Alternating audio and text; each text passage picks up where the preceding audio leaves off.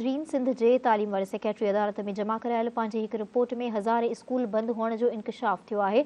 Report में चयो वियो आहे त सूबे में 4,533 उस्ताद अञा ताईं गैर हाज़िर आहिनि, जिन जो वॾो कारण उस्ताद तंज़ीमूं ऐं बायोमेट्रिक सिस्टम खे करार ॾिनो वियो आहे। सिंध हाई कोर्ट कराची में 5 खां 16 वरनि ताईं ॿारनि खे मुफ़्त तालीम ॾियण बाबति केस जी ॿुधणी थी। ॿुधणी दौरान तालीम खाते जे सेक्रेटरी तरफ़ां अदालत में रिपोर्ट जमा कराई वई, जंहिंमें इंकशाफ कयो वियो त सूबे में 4,533 उस्ताद अञा ताईं गैर हाज़िर आहिनि, जॾहिं त हज़ारें स्कूल 10 वरनि खां बंदि पियल आहिनि। तालीम वारे सेक्रेटरी तरफ़ां रिपोर्ट में चयो वियो आहे त सिंध में कुल 40,529 स्कूल आहिनि, जिन मां 6,407 स्कूल छितनि खां सवाइ हली रहिया आहिनि। रिपोर्ट में चयो वियो आहे त बिना छित वारनि स्कूलनि में ॿारनि जी दाख़िला इंतिहाई घटि आहे, जॾहिं त ॼाणायल स्कूलनि में को उस्ताद बि वञण लाइ तयारु नाहे। रिपोर्ट मूजिबि हलंदड़ साल जे स्कीमनि में 622 स्कूल अॾावत हेठि आहिनि, जॾहिं त बाक़ी स्कूल ईंदड़ 5 वरनि में तामीर कया वेंदा।